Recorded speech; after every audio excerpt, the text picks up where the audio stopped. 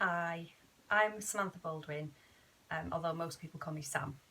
I just wanted to make this video because I just feel I need to explain more about the drugging, about the drugs that were found in both of my son's hair, and a bit about the background and the family court findings that were made against me, and also the evidence. I just feel like people should have a fuller picture of what's happened for two reasons. One of them is to demonstrate how family courts can get it horrifically wrong, whether that's purposeful or whether it's gross misconduct. And also to demonstrate the real danger that my sons still remain in. So just to kind of recap for those who don't know, I made the news in April 2017 when I defied a family court judgment and hid with my two sons to protect them. There was a manhunt for me because the family court judge had made findings that were very detrimental towards me, and basically removed my custody from my sons. So this goes back to December 2014 when my eldest son made allegations of sexual abuse against his father and others. My youngest son also disclosed. That was on the 2nd of December 2014. The last time they saw their father was the 1st of December 2014, until the family court gave him access to the boys. So it's out in the public arena that my sons made disclosures of sexual abuse against their father and many others, including the paternal family and also a number of male associates of the father. That's all in the public arena. I can say that without breaking my injunction. Obviously, I can't name names as much as I'd like to. So anyway, that's the background. And it's also important that people know the dates of certain things, so then you can make up your own minds. Because I know that some people have faith in the family court, and others are happy with it for other reasons, such as, you know, they support the father, they may be abusers themselves or paedophile protectors. And then you've also got organisations like the Transparency Project, who are basically an extension of the family court, who believe that judges always get it right and hate it when people like me actually prove that that doesn't happen. So we've got an enormous problem in this country with all aspects of child abuse, not just child sex abuse. This is a particularly horrific case. So going back to December 2014, and again, these dates are important. So on or around the 22nd of December, that's how I have it in my notebook that I made of the disclosures that I kept a note of, my eldest started to describe his father giving him injections. Now, at first I didn't know what he was talking about, but after some time, after a few days of these disclosures, I began to wonder if my son had been drugged. So at the time, there was a police investigation underway. I gave this information to the police. The policeman at the time, she said that we will ask the doctor who's going to carry out the sexual health checks to take hair samples. And this is another thing people need to be aware of. The sexual health checks were carried out 5 weeks after they'd last seen the father. So apparently they should always be carried out within 2 weeks. So because children's bodies heal very fast, evidence is gone most of the time. And that was just for my eldest son, because my youngest son refused to have the test. However, there was a disease present. The actual markings from the disease that had been present in my eldest a few years previously had been picked up by the person doing the check. This can be sexually transmitted, but it can also be passed child to child. But if you imagine if it's just located on the anus and buttocks, how is that going to transmit from child to child if it's skin to skin contact? So anyway, these checks were done and the hair samples were taken on I think it was the 6th of January 2015. So bearing in mind, my eldest had told me about these injections on the 22nd of December, then we had Christmas and New Year. That was the quickest we could get the hair samples taken. That was the 6th of January 2015. The last time they saw their father, because I had the youngest hair samples taken as well, the last time they saw their father was the 1st of December 2014. So 5 or 6 weeks had passed by at that stage. So anyway, the police, for whatever reason, decided not to test the hair. It was sat there in forensics. And I later got sight of police disclosure because of the family court case that there was emails between them saying, oh, what are the requirements of does it meet with the requirements? And it did meet with the requirements, such as they'd need to allow at least 4 weeks between for the last drugging to have taken place. Well, it did meet with the requirements because it was 5 or 6 weeks after. So any drugs would have then had time to come into the hair. It only takes a bit of research to see that hair grows 1 centimetre a month, and that if you're looking for the presence of drugs in hair, you need to wait at least 4 or 5 weeks for any drugs to travel into the hair shaft from the root. So we were completely fobbed off in retrospect. It met with the requirements perfectly. The youngest boy's hair sample was 7 centimetres long. The eldest boy's was 5.5. We eventually had them tested some 16 months later through the Independent Inquiry into Child Sex Abuse, who then passed the case on to be re-looked at via Operation Hydrant, and it was a different police officer from Greater Manchester Police. But now, in hindsight, you can see the same police officers who halted the investigation in the beginning were still involved. And so anyway, so the hair was eventually tested in, I think it was May, so it's summer of 2016 anyway, summer of 2016. So the hair samples have been sat there all that time, and whatever will be contained in them will be frozen in time for that time. And they both came back positive for a number of drugs. This is what they were: zolpidem, nordiazepine, and temazepam.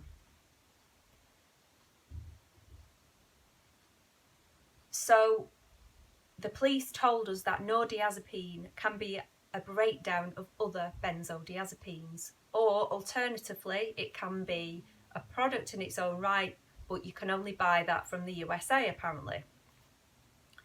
So if you imagine both boys' hair samples, the 0 to 2 section in both boys only contained nordiazepine.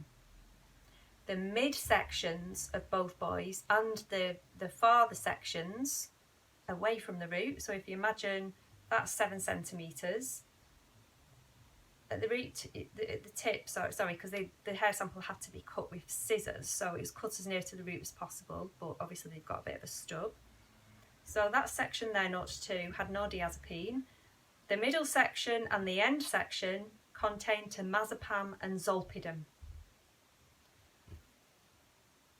So it doesn't take a rocket scientist to know that hair grows about 1 centimetre a month, and that's out there.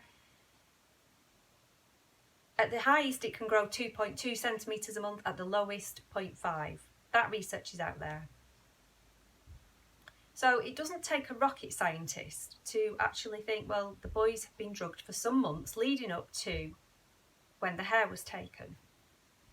And expert evidence shows this as well. I asked another company, a forensic company, a set of questions, and I said, is it more likely that the drugging's happened over a period of time, of months prior to that, or would it be possible that it's come from mid-December 2014? So they answered, very unlikely, as a one-off dose between mid-December, or very small doses mid-December 2014, much more likely to have happened over a month before that, even as far back as 10 months, taking the slowest growth rate, or as far back as 5 or 6 months, taking the fastest rate. And that's important that I tell you that, because I was accused of drugging my son by the family court judge. His evidence was that I persisted in getting the hair tested, therefore I must have known what was in there, and that I did it when I became unhappy with the police investigation, and apparently I knew that it would go no further after my first son's ABE, which I didn't actually see, and it was enough to get his father arrested. The father was arrested after that ABE, 10th of December. So my eldest ABE interview was on the 10th of December. His father was arrested that evening. And apparently that's the window of when I or my mother thought, right, well, this investigation is clearly not going to go any further without some sort of cooperative evidence. So the judge said, well, it'd be easy to find on the internet, so I put that they did that, and then caused the boys enough to show up on a hair test. Well, that is physically impossible, because it probably wouldn't have even have showed up in the drugs test if it was still in the route at that time, because it was literally 3 weeks before I had the boys' hair tested. So what the judge is saying is physically impossible. That is what I've been accused of, and that is what I'm trying to impart to people, what I'm trying to get across, because to demonstrate what danger my sons are in. Because all of these drugs, again, if you Google date rape drugs, you will see that taking, for example, zolpidem, around that time was the current date rape drug of choice, because it is very difficult to test. It's very difficult to detect in urine, in blood. Actually, I think it might be impossible after 1 day or 2 days, and even difficult in hair if there's been small doses. So if I'd have done that, why have I gone for a drug? Why would I have gone for a drug that was difficult to detect if I'd have been that scheming and knew all about date rape drugs? So I just want this information to get out there, because that is how the family court work, with no evidence whatsoever. I've taken a lie detector test. My mum has taken a lie detector test because she was dragged into this judgment, mother and or grandmother. My son, the reason why I had the hair tested was because my eldest son described being injected.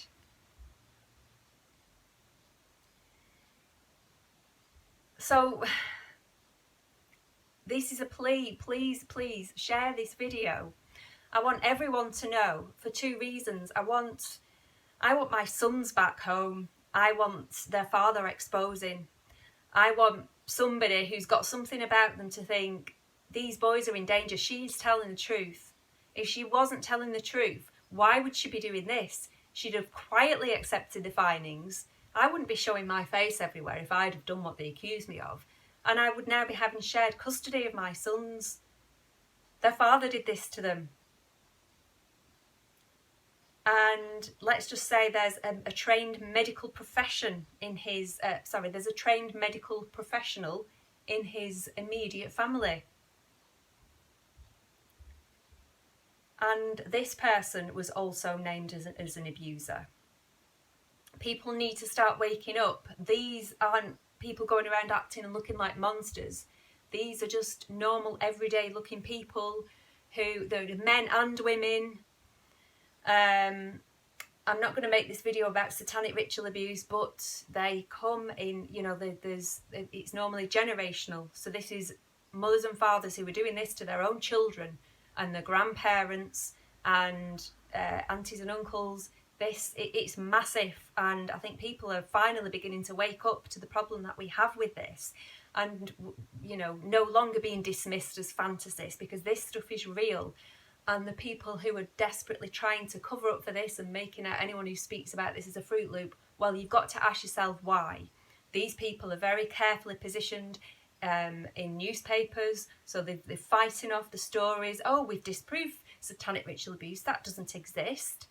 You know, these abusers make it so surreal, so cruel, so monstrous that most people would rather think that that doesn't happen. And I think this is the case with my case. They would rather think that it's a bitter ex than that this man is a horrific, dangerous, evil man. Who's an absolute coward, by the way, because anyone who abuses children is an absolute coward. And I just need people to be aware of this because of the reasons I've just mentioned, because of my sons, but also I need to expose what happens in family court. Innocent parents being set up for no reason, being prevented from all contact with their children for no reason, for just protecting them. So please, please share this video. You know, I stand by all wrongfully done parents in the family court, whether men or women. I am pro-children. I'm trying to protect children. And I support any parent who has been wrongfully accused by the family court of anything, because I know more than anyone that they make their findings on zero evidence, whilst at the same time ignoring the clear evidence of abuse against our children.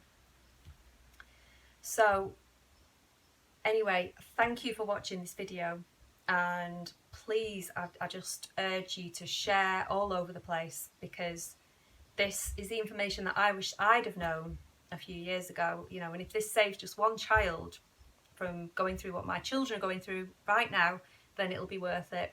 So thanks for watching.